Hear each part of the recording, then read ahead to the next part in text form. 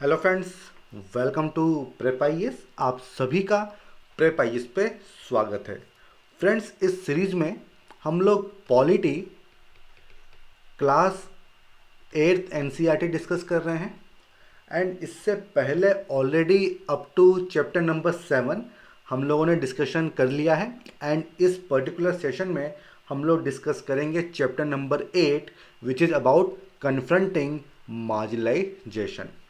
देखिए, चैप्टर की शुरुआत करने से पहले मेरी आप सभी लोगों से रिक्वेस्ट होगी कि अगर अभी तक आपने हमारे चैनल को सब्सक्राइब नहीं किया है तो प्लीज़ इसे सब्सक्राइब करें, शेयर करें, फॉरवर्ड करें, ताकि जो आपके फ्रेंड्स हैं वो भी हमारे इस इनिशिएटिव से जुड़ सकें।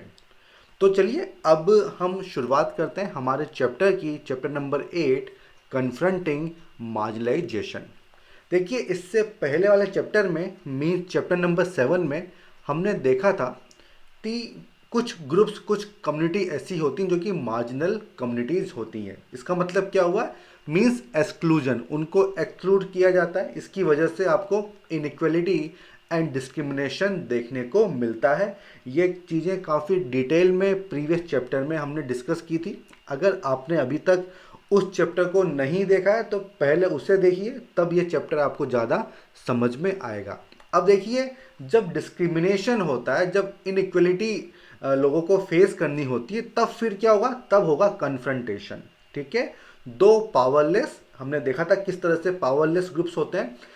ऐसे ग्रुप्स फाइट करते हैं, प्रोटेस्ट करते हैं, स्ट्रगल करते हैं against this marginalisation, means exclusion and domination by others. और इसके लिए काफ़ी डिफरेंट डिफरेंट स्ट्रेटजी वो लोग अपनाते हैं। थ्रू आउट हिस्ट्री हमने काफ़ी एग्जाम्पल्स देखे हैं, जैसे कि रिलीजियस सोलेस, धार्मिक सांत्वना। ठीक है, आर्म्ड स्ट्रगल करते हैं, जो अपनी सिचुएशन है उसको इम्प्रूव करते हैं एजुकेशन के थ्रू। ठीक है, इनकम बढ़ा के, इकोनॉमिक अपलिफ्टमेंट करके अपना स्टेटस बढ़ाने की कोशिश करते हैं। ठीक है, तो बेसिकली ये जो डोमिनेशन है इसको आपको कन्फ्रंट करना है, इसको आपको फाइट करना है।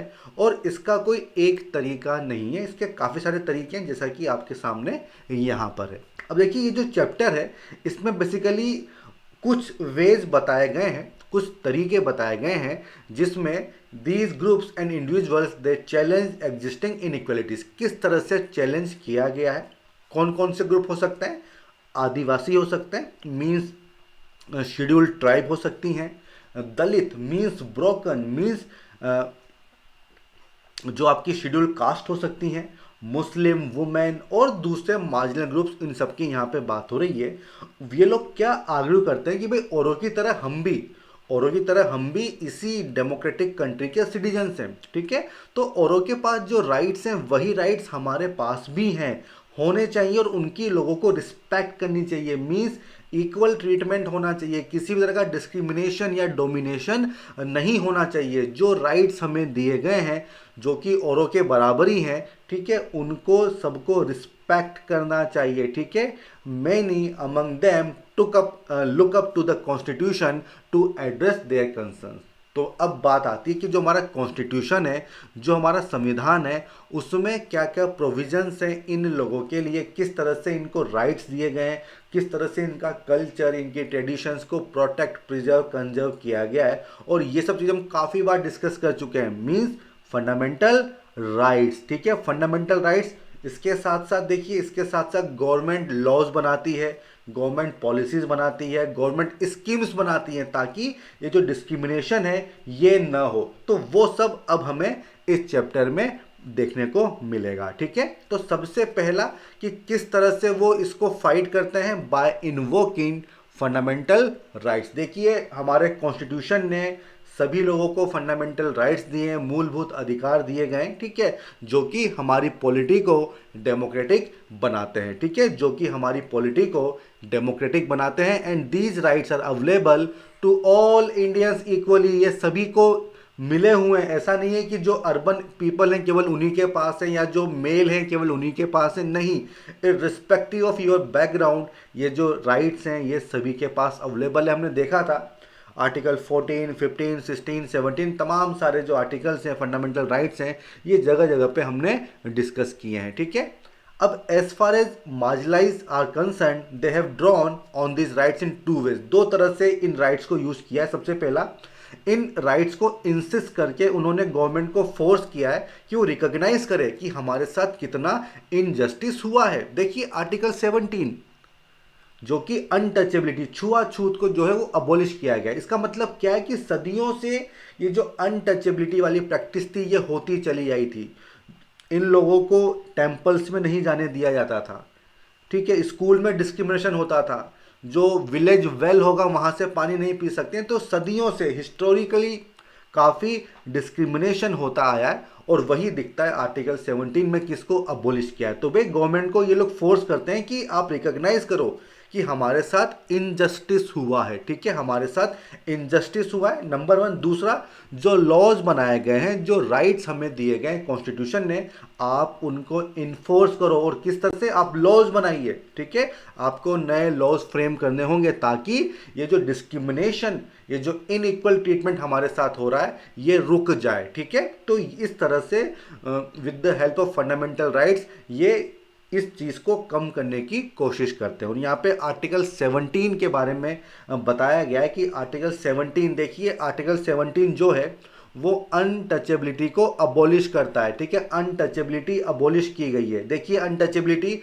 कुछ लोगों को अनटचेबल माना गया था जो दलित थे, और इससे क्या होता था कि उनके साथ इनइक्वल ट्रीटमेंट होता था। उन्हें मंदिर में नहीं घुसने दिया जाएगा, जो पब्लिक फैसिलिटीज़ हैं, होटल्स हैं, पार्क्स हैं, वहाँ पे आप उनको यूज नहीं कर सकते हो। इस प्रैक्टिस को ही अबोलिश कर दिया गया है, ठीक है। और अब ये एक तरह का पनिशेबल ऑफेंस है, ठीक है, एक तरह का पनिशेबल ऑफेंस है। और देखिए अगर आर्टिकल 17 आप देखेंगे तो आर्टिकल 17 बेसिकली आपके सामने है कि अनटचेबिलिटी इज अबॉलिश्ड, ठीक है, untouchability is abolished and it's practice in any form is forbidden.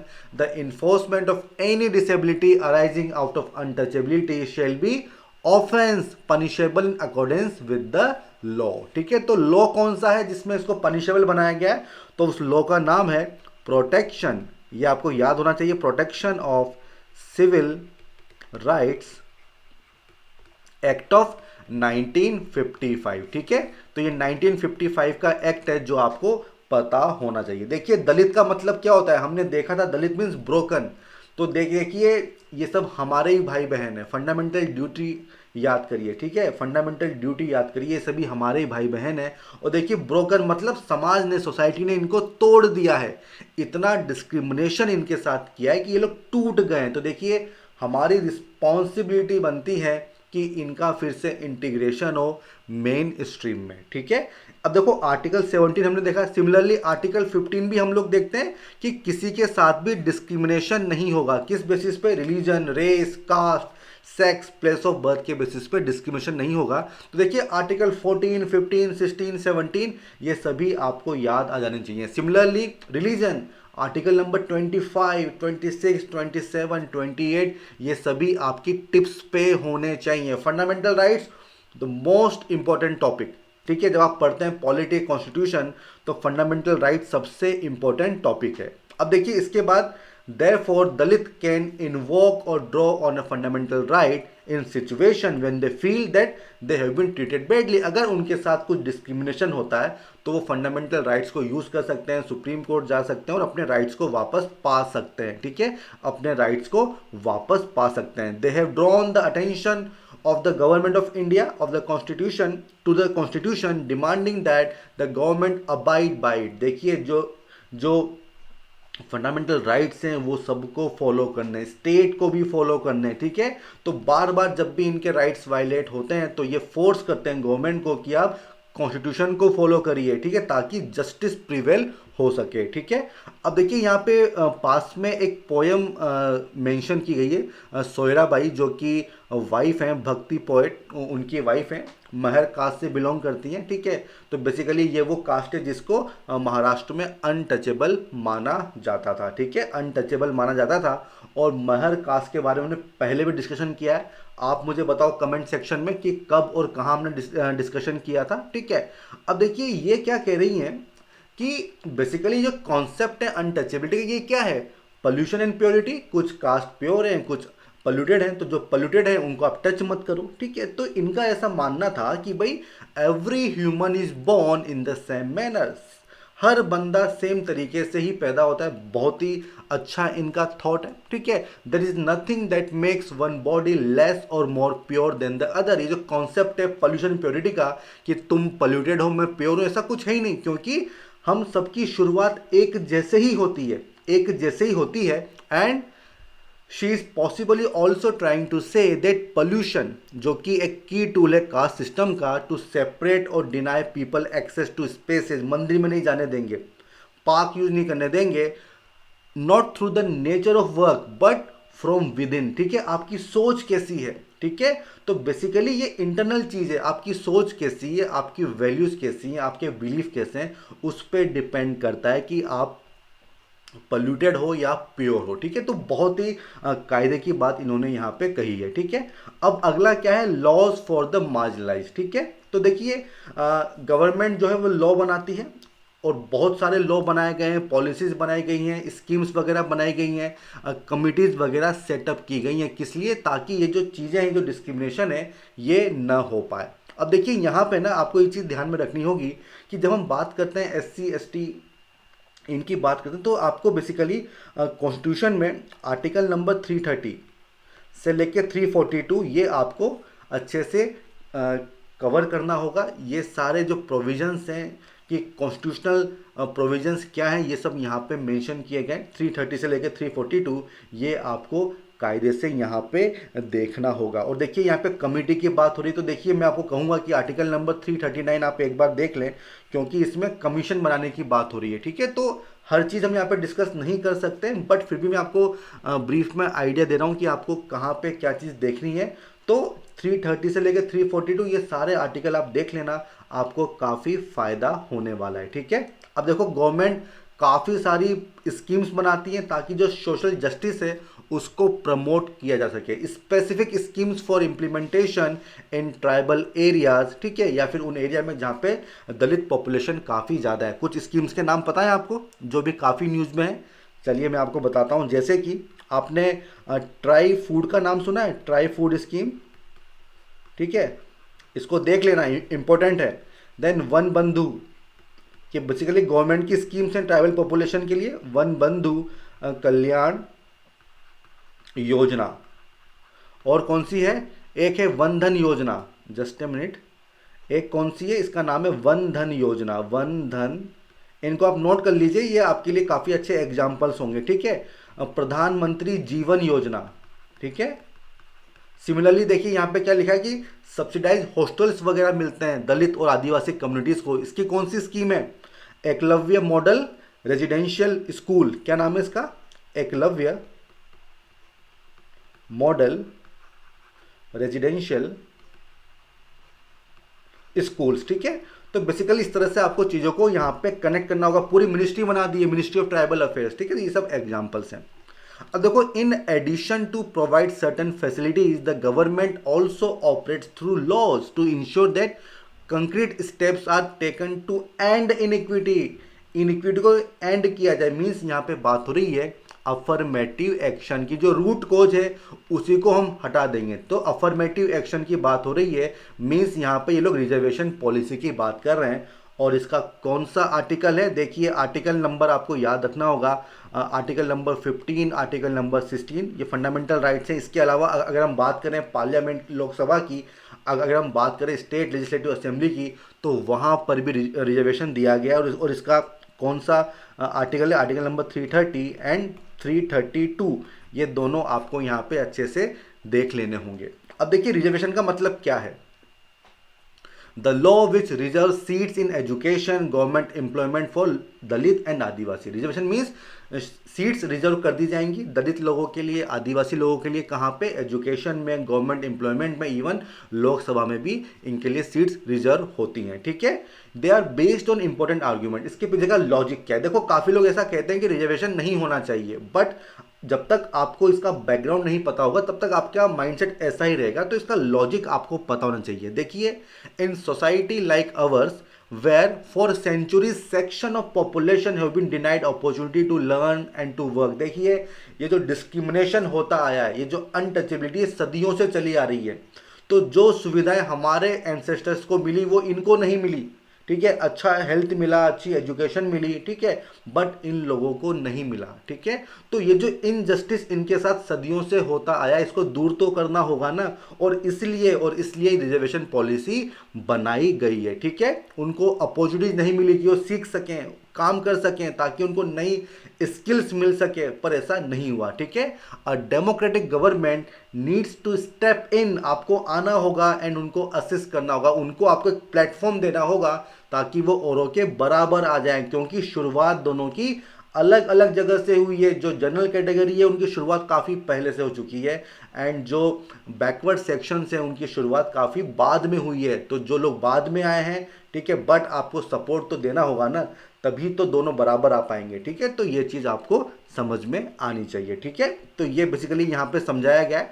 बाकी जो नेक्स्ट टॉपिक है वो क्या है, protecting the rights of Dalit and Adivasi. किस तरह से राइट्स प्रोटेक्ट किए जाते हैं और इसके लिए किस तरह के लॉज वगैरह बनाए गए हैं, वो यहाँ पे हम लोग समझेंगे। लेकिन उससे पहले हम लोग चलते हैं कबीर दास जी की पोएम्स के पास, ठीक है। बेसिकली कबीर दास जी कौन थे, एक भक्ति संत थे, 15th सेंचुरी पोएट, ठीक है। एंड बेसिकली ये पावरफुल को क्रिटिसाइज करते थे, ठीक है। They attack those who attempted to define individuals on the basis of their religion and caste identity. देखिए कास्ट के बेसिस पे जो लोग अपनी आइडेंटिटी को डिफाइन करते थे, ये उनको अटैक करते थे, ठीक है। और इसीलिए देखिए आज भी इनकी जो पोएम्स हैं, इनकी जो पोइट्री है, जो इनके सॉन्ग्स हैं, वो दलित और जो मार्जिनलाइज्ड ग्रुप होते हैं वो काफ़ी इनको अप्रिशिएट करते हैं, ठीक है। तो कबीर दास जी का एग्जाम्पल आप दे सकते हो कि किस तरह से उन्होंने क्रिटिसाइज किया था इस पूरे कास्ट सिस्टम को, अनटचेबिलिटी को, ठीक है। तो ये एक वैल्यू एडिशन मटेरियल हो जाएगा हमारे लिए। अब देखिए यहाँ पे protecting the rights of Dalit and Adivasi, ये यहाँ पे दिया गया है, और इसके लिए एक रियल लाइफ स्टोरी यहाँ पे बताई गई है कि किस तरह से जो लॉज हैं वो गार्ड करते हैं against the discrimination and exploitation. इसका पूरा एक एग्जाम्पल दिया हुआ है, एक रियल लाइफ स्टोरी बताई गई है। देखिए एक विलेज है, जकमलगुर का एक विलेज है, और यहाँ पे बहुत बड़ा फेस्टिवल आने वाला है, ठीक है, हर 5 साल में एक बार होता है। और यहाँ पे जो लोकल डीटी है, जो भी वहाँ पे देवी देवता होंगे, ठीक है, उनका सम्मान किया जाता है, ऑनर किया जाता है। And priest from 20 neighbouring villages come for this 5-day event, ठीक है। अब ये जो इवेंट होता है इसमें एक सेरेमनी होती है, उसमें क्या होगा, दलित कम्युनिटी का जो एक मेंबर है वो जितने भी प्रीस्ट आते हैं, जितने भी पुरोहित आते हैं, पुजारी आते हैं, उनके फीट को वो वॉश करेगा और उस पानी से फिर उसको नहाना होगा, ठीक है। Then bathing in the water use for this, ठीक है। तो ये एक सेरेमनी वहाँ पे होती है, and the person who perform this task belong to Ratnam family, ठीक है, रत्नाम की फैमिली से वो बिलोंग करता है, ठीक है। उसके फादर, उसके ग्रैंडफादर, उन सब ने सेम टास्क पहले कर चुके हैं। बट यहाँ पे इशू क्या है, देखिए ये सेरेमनी में उनको इन्वॉल्व तो किया जाता है, बट कभी भी उनको टेम्पल में एंटर नहीं करने दिया जाता। They are not allowed to enter the temple, means discrimination यहाँ पे हो रहा है, उनको अनटचेबल माना जाता है, ठीक है। तो ये एक वहाँ पे रिचुअल है। अब की बार जो है रतनाम का टर्न है। देखिए रतनाम काफ़ी पढ़ा लिखा है, 20 ईयर्स ओल्ड है, इंजीनियरिंग कॉलेज में पढ़ता है, ठीक है। तो उसने मना कर दिया कि भाई ऐसा रिचुअल हम लोग परफॉर्म नहीं करेंगे, ठीक है। उसका ऐसा मानना था कि मेरा इसमें कोई भी फेथ नहीं है, और जो मेरी फैमिली मेम्बर्स थे उनको फोर्स किया जाता था कि आप इसको करें क्योंकि हम दलित हैं, ठीक है। एंड वो उन्होंने मना कर दिया, और मना करना इतना आसान तो होता नहीं है। तो जो पावरफुल कास्ट हैं वो काफ़ी गुस्सा हो गई, इवन जो उनके खुद की कम्युनिटी के मेंबर थे वो भी नाराज़ हो गए। भाई ऐसा क्यों, क्योंकि ये लोग इन्हीं पे तो डिपेंडेंट है, क्योंकि इन्हीं के खेतों में काम करते हैं। अगर पावरफुल कास्ट नाराज़ हो जाएगी तो इनको काम नहीं मिलेगा, इसलिए इनके खुद की कम्युनिटी के जो मेंबर हैं वो भी नाराज़ थे, ठीक है। तो देखिए एजुकेशन कितना अहम रोल प्ले करती है, उसी की वजह से आपको पता चलता है कि कौन कौन से राइट्स हैं, कौन कौन से लॉज अवेलेबल हैं, तभी आपके माइंड में अवेयरनेस क्रिएट होती है। इसलिए हमारा फोकस होना चाहिए कि हम एजुकेशन का स्कोप बढ़ाएं। ज़्यादा से ज़्यादा लोग एजुकेटेड होंगे तो ये जितने भी एविल्स हैं ये ख़त्म हो जाएंगे, ठीक है। दोज फ्रॉम रत्नाम कास्ट वो भी क्रिटिसाइज कर रहे हैं क्योंकि वो लोग उन्हीं के फील्ड पे काम करते हैं, ठीक है। एंड इसके बाद देखिए जो पावरफुल कास्ट थी, they decided to teach Ratnam a lesson, ठीक है। क्या करते हैं, they order to ostracise him, मतलब उसका सामाजिक बहिष्कार हो जाएगा। एंड हिज फैमिली, उनको पूरा बॉयकॉट कर दिया जाएगा, सोशल बॉयकॉट यहाँ पे हो जाएगा। And every one was told that no one should speak और do any work for them, कोई भी उनसे बात नहीं करेगा, कोई भी उनके लिए काम नहीं करेगा, मतलब उनका हुक्का पानी बंद, जो अपन कॉमन लैंग्वेज में बोलते हैं ना, हुक्का पानी बंद, सब हो जाएगा, ठीक है। उनसे कोई बात नहीं करेगा, उनके खेतों पे कोई काम नहीं करेगा, ठीक है, कुछ भी उनके लिए कोई भी काम नहीं करेगा, ठीक है। एंड सेट हिज हट ऑन फायर, आग वगैरह भी लगा देते हैं। अब क्या होता है, जो रत्नाम है वो लोकल पुलिस स्टेशन में जाता है and schedule caste and schedule tribe prevention of atrocities act of 1989 में वो कंप्लेंट वहाँ पे फाइल कर देता है, ठीक है। वो कंप्लेंट वहाँ पे फाइल कर देता है। The case was picked up by the local media, local media उसको काफ़ी मामले को लाइमलाइट में लेके आता है। देखिए, इसीलिए मैं बार बार कहता हूँ कि मीडिया का रोल बहुत ही अहम है अगर आपको बैकवर्ड सेक्शंस को, जो मार्जिनलाइज्ड हैं, उनको जस्टिस दिलवाना हो तो, ठीक है। इससे होता क्या है कि विलेज में बहुत सारे जर्नलिस्ट लोग आते हैं, ठीक है। And the ritual was called off, वो जो रिचुअल था वो बंद हो गया, लेकिन उसके बावजूद भी देखिए his family was force to move out as they continue to ostracise by the powerful caste. Means देखिए, लॉ सही से इम्प्लीमेंट नहीं हो रहा है, ठीक है, बिहेवियरल चेंज नहीं आ रहा है, तो उस पर भी हमें फोकस करना होगा, ठीक है। तो बेसिकली किस तरह से आप लॉ को यूज करके ये जो डिस्क्रिमिनेशन है इसको रोक सकते हो, वो बात यहाँ पे बताई गई है, ठीक है। अब इस लॉ के बारे में समझते हैं। The schedule caste and schedule tribe prevention of atrocities act of 1989, जो कि अभी काफी न्यूज में था, इसमें अमेंडमेंट्स वगैरह हुए थे, ठीक है, थोड़ा सा डाइल्यूट करने की कोशिश की गई थी, इस वजह से ये लॉ काफी न्यूज में था। देखिए, अब देखिए ये जो लॉ है ये 1989 में बनाया गया था, और पर्पस क्या था कि ये जो दलित लोगों के अगेंस्ट जो इल ट्रीटमेंट होता है, जो ह्यूमिलेशन ये लोग फेस करते हैं, दलित हो गए, ट्राइबल हो गए, तो उसके लिए कोई लॉ तो होना चाहिए ताकि जो कर रहा है उसको पनिशमेंट मिले, ठीक है। तो उसके लिए ये लॉ बनाया गया था। एंड अगर थोड़ा इसका हिस्ट्री देखें तो 70s 80s में मेनली साउथ इंडिया में कुछ दलित ग्रुप जो हैं वो आगे आए, ठीक है, और they refuse to perform their so called caste duty. जो हमने देखा रत्नाम वाला एग्जाम्पल, तो इन्होंने भी कास्ट ड्यूटी करने से मना कर दिया। अब देखिए, जब मना करेंगे तो जो अपर कास्ट है वो तो एक्शन लेगी ना, तो फिर वायलेंस वगैरह देखने को मिला था, ठीक है। In order to indicate to the government कि अनटचेबिलिटी जो हमारा कॉन्स्टिट्यूशन है उसने तो मना किया हुआ है, लेकिन अभी भी और रिजिड फॉर्म में ये देखी जाती है, तो आप एक्ट करिए, आप लॉ बनाइए। तो Dalit group they demanded a new laws that would list the various sorts of violence against them and prescribe stringent punishment, उनको सजा मिलेगी, ठीक है। तो कानूनी प्रावधान उसमें होंगे कि अगर आप वायलेंस करेंगे, डिस्क्रिमिनेशन करेंगे, तो आपको जेल जाना पड़ेगा, ठीक है। तो इसके लिए आप लॉ लेके आइए, ठीक है। तो इसीलिए ये लॉ बनाया गया था 1989 में। सिमिलरली 70s 80s में जो आदिवासी लोग थे, ठीक है, they successfully organise themselves and demanded equal right. उन्होंने भी अपने आप को ऑर्गेनाइज किया, इक्वल राइट्स डिमांड किए, किस चीज़ पे, लैंड पे, रिसोर्सेज पे जो उनसे छीनी जा चुकी थी, ठीक है। तो ये जो पूरा मूवमेंट था ये बेसिकली यहाँ पे बताया गया है, ठीक है। अब देखिए, this is why this act contains a very long list of crimes. काफ़ी सारी लंबी लिस्ट है कि कौन कौन से एक्शन क्राइम माने जाएंगे, कौन कौन से एक्शन क्राइम माने जाएंगे, जैसे कि मोड्स ऑफ ह्यूमिलिएशन, क्या क्या मोड्स हैं, ठीक है, वो सब इसमें मेंशन किए गए, इतनी डिटेल में हमको यहाँ पे जाना नहीं है, ठीक है। Then actions that dispossess Dalit and Adivasis of their meagre resources और which force them into performing slave labour. तो स्लेवरी ये सब नहीं करना है, अगर करवाते हो तो फिर आपको जेल जाना पड़ेगा। तो इस तरह के स्ट्रिंजेंट मेजर्स यहाँ पे लिए गए थे, ठीक है। This act recognises that crimes against Dalit and tribal women are of a specific kind of, उसके लिए पनिशमेंट वगैरह जो है यहाँ पे प्रिस्क्राइब की गई है, ठीक है। तो बेसिकली ये एक्ट बनाया, और इस एक्ट का पर्पस क्या था कि जो डिस्क्रिमिनेशन है, ये जो वायलेंस है, ये ना हो, ठीक है, और जो कर रहा है उसको पनिशमेंट मिले, ठीक है। तो ये एक्ट बहुत ही ज़्यादा जरूरी है, आप इसको यूज़ कर सकते हैं एग्जाम्पल्स में, ठीक है, कि गवर्नमेंट का एक्शन क्या है।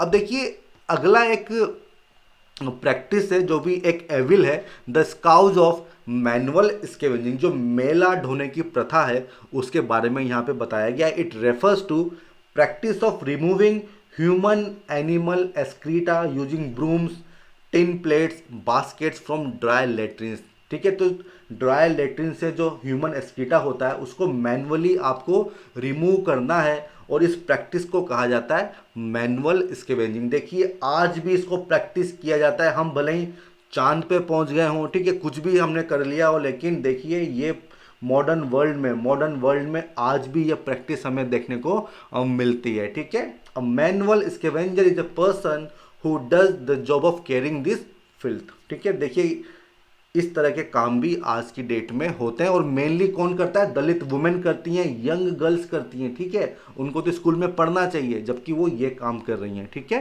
एंड एज पर सफाई कर्मचारी आंदोलन, ठीक है, 1 lakh person from Dalit communities who continue to be employed in this job. देखिए अनटचेबिलिटी का ही फॉर्म है, केवल जो दलित होंगे उन्हीं को ये काम करने पे मजबूर किया जाता है। ठीक है, उन्हीं को ये काम करने पे मजबूर किया जाता है। एंड उसके बाद क्या लिखा है? दे आर एक्सपोज टू सब ह्यूमन कंडीशन। देखिए हेल्थ हजार्ड तो यहीं से इन्फेक्शन हो सकता है, काफ़ी कुछ डिजीज वगैरह हो सकती हैं, एंड काफ़ी लो वेजेस इनको मिलते हैं। ठीक है, तो हर तरफ से इनइक्वलिटी या डिस्क्रिमिनेशन यहाँ पे देखने को मिलता है। तो कहने की बात यह है कि practice of untouchability has been abolished in the constitution, but उसके बावजूद भी ये जो प्रैक्टिस है मैनुअल स्केवेंजिंग की, ये डिफरेंट पार्ट्स में देखी जा सकती है। गुजरात, आंध्र प्रदेश, ठीक है, तमिलनाडु, ठीक है, एंड एक पर्टिकुलर कम्युनिटी को या फोर्स करते हो कि तुम्हें ही ये काम करना है, तुम्हें ही ये काम करना है। उनको अनटचेबल माना जाता है, आपको सेपरेट सेटलमेंट में रहना है, गांव के बाहर आपको रहना है, टेम्पल में नहीं जा सकते, पब्लिक वाटर्स फैसिलिटी का यूज़ नहीं कर सकते हो। तो ये सारी चीज़ें हमें आज भी देखने को मिलती है। ठीक है, तो इसके बाद होता क्या है, 93 में एक एक्ट पास होता है, employment of manual scavengers and construction of dry latrines prohibition act. लेकिन इसके बावजूद भी ये जो प्रैक्टिस थी ये ख़त्म नहीं होती है। फिर एक PIL फाइल की जाती है, ठीक है, और फिर उसके बाद एक और एक्ट पास होता है 2013 में। ठीक है, उसका क्या नाम है? The prohibition of employment as manual scavengers and their rehabilitation act. अब देखो यहाँ पे क्या है कि ये जो सिविल सोसाइटी ऑर्गेनाइजेशंस होती हैं, जैसे कि यहाँ पे क्या थी, यहाँ पे हमने देखा सफाई कर्मचारी आंदोलन, तो इनका कितना बड़ा रोल है, PIL कितनी इंपॉर्टेंट है। जो लोग अपने राइट्स को पाने के लिए सुप्रीम कोर्ट, हाई कोर्ट नहीं जा सकते हैं, तो उनके बिहाफ पे कोई दूसरा जा सकता है। तो कितना अच्छा, कितना इनोवेटिव कॉन्सेप्ट है पब्लिक इंटरेस्ट लिटिगेशन, PIL। ठीक है, तो ये सब एग्जांपल्स आपको बेसिकली याद रखने चाहिए। ठीक है, अब आता है Adivasi demand and the 1989 act. देखिए जो एक्ट हमने देखा, it is important for another reason. क्यों इंपॉर्टेंट है? क्योंकि जो आदिवासी लोग थे उन्होंने इसको रेफर किया, जो आदिवासी एक्टिविस्ट हैं जो उनके राइट्स की बात करते हैं, उन्होंने इसको रेफर किया to defend their right to occupy land that was traditionally theirs. देखिए आदिवासी के साथ क्या हुआ, उनको उनकी लैंड से हटा दिया गया, जो उनकी डिपेंडेंस थी फॉरेस्ट पे, जो उनके राइट्स थे फॉरेस्ट पे, उनसे उनको बेदखल कर दिया गया। और फिर वो लोग भी डिमांड कर रहे थे कि हमारे लिए भी एक लॉ बनाना चाहिए। और फिर देखिए 2006 में लॉ बनता है, scheduled tribes and other traditional forest dwellers recognition of forest rights. देखिए recognition of rights act 2006। And क्या लिखा हुआ है? This act is meant to undo the historical injustices meted out to forest dwelling population in not recognizing their rights to land and resources। तो वही चीज़ जो उनको बेदखल किया जा रहा था, जो उनके राइट्स को रिकॉग्नाइज नहीं किया जा रहा था, इस एक्ट में उसको रिकॉग्नाइज किया गया है। ठीक है, तो देखिए ये एक्ट भी बहुत इंपॉर्टेंट है। और देखिए मेंस में एक बार क्वेश्चन आ चुका है कि ट्राइबल लोगों के लिए कौन कौन से लॉज वगैरह बनाए गए हैं, कोई 2 लॉ आपको बताने हैं। ठीक है, तो देखिए वो क्वेश्चन यहीं से फ्रेम हुआ होगा। ठीक है, तो इस तरह से आपको NCERT काफ़ी अच्छे से करनी है। अब देखिए CK जानू जो कि एक एक्टिविस्ट हैं, आदिवासी एक्टिविस्ट, उन्होंने ये भी कहा है कि one of the violators of constitutional rights guaranteed in tribal people are government. Government ही राइट्स को वायलेट करती है। क्यों? क्योंकि बेसिकली गवर्नमेंट के थ्रू ही गवर्नमेंट ही अलाउ करती है नॉन ट्राइबल इंक्रोचर्स को कि वो जंगल में जाएं, ठीक है, वहाँ से वहाँ डिफोरेस्टेशन वगैरह करें, ठीक है, इन लोगों को वहाँ से भगा दें। तो बेसिकली गवर्नमेंट का रोल भी इसमें होता है। तो देखिए गवर्नमेंट को भी अपना रोल समझना होगा, एक तरह से बैलेंस बना के चलना होगा डेवलपमेंट वर्सेस एनवायरनमेंट में, और कोशिश करनी होगी कि किसी भी तरह से इनके जो राइट्स हैं वो वायलेट ना हो। हमारा कॉन्स्टिट्यूशन जो राइट्स प्रोवाइड करता है उन राइट्स का पालन होना चाहिए, ठीक है।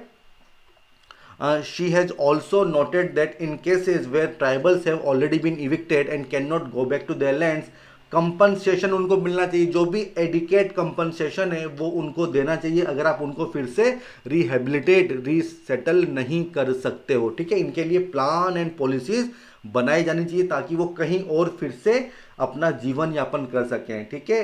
एक एक सर्टन लाइफ स्टाइल वहाँ पे वो लोग अपना सकें, ठीक है। तो ये एक आपको चीज़ याद रखनी होगी, एक डिसेंट स्टैंडर्ड ऑफ लाइफ जो है हमें उनको देना होगा, ठीक है। अब देखो कंक्लूजन क्या है। As we can see, the existence of a right or law or even a policy on paper does not mean that it exists in reality. वही बात है, लॉ बन जाता है लेकिन वो सही से इम्प्लीमेंट नहीं होता है। तो लॉ का बनना ही हर चीज़ नहीं है, लॉ का बनना केवल शुरुआत है, बट उसके बाद उसको किस तरह से इम्प्लीमेंटेशन करना है, किस तरह से उसका इम्प्लीमेंटेशन होता है और किस तरह से लोग अपने राइट्स को असर्ट करते हैं, इस चीज़ से ये चीज़ डिफाइन होगी कि लॉ अपना काम करेगा या नहीं करेगा, ठीक है। People have had to constantly work on or make efforts to translate these into principles that guide the action of their fellow citizens और इवन their leaders। तो लोगों को आगे आना होगा और इसमें जो सिविल सोसाइटी ऑर्गेनाइजेशन है, जो NGOs वगैरह होती हैं, जो प्रेशर ग्रुप्स वगैरह होते हैं, इनका बहुत ही इम्पोर्टेंट रोल होता है किस पे, कि वो लोगों में अवेयरनेस क्रिएट करें, उनको राइट्स बताएं, गवर्नमेंट पे प्रेशर क्रिएट करें ताकि वो पॉलिसीज़ को सही से इम्प्लीमेंट करें, ठीक है। तो ये जो हमारा चैप्टर है ये यहीं पे एंड होता है एंड आई होप आपको चीज़ें समझ में आई होगी। बेसिकली यहाँ पे स्कीम्स एंड लॉज की बात थी, ठीक है, तो वो आपको पता होनी चाहिए। एंड यहाँ पे क्वेश्चन नंबर 3 है जो आपको अटेम्प्ट करना चाहिए। Why do Adivasi activist including CK Janu believe that Adivasis can also use this 89 act to fight against dispossession? Is there anything specific? तो आपको एक बार इसको अच्छे से पढ़ना होगा एंड उसके बाद इस क्वेश्चन को आपको अटेम्प्ट करना चाहिए, ठीक है। अगर आपका कोई डाउट वगैरह होता है तो आप कमेंट सेक्शन में लिख के मुझसे पूछ सकते हैं, मैं डेफिनेटली सबका रिप्लाई करूंगा, ठीक है। एंड मेरी फिर से आपसे रिक्वेस्ट होगी, अगर आपने अभी तक हमारे चैनल को सब्सक्राइब नहीं किया है तो उसको सब्सक्राइब कीजिए, शेयर कीजिए, फॉरवर्ड कीजिए ताकि जो आपके फ्रेंड्स हैं वो भी हमारे चैनल को ज्वाइन कर सकें, हमारे इनिशिएटिव से जुड़ सकें, ठीक है फ्रेंड्स। तो हम फिर मिलेंगे, तब तक के लिए all the best, good bye.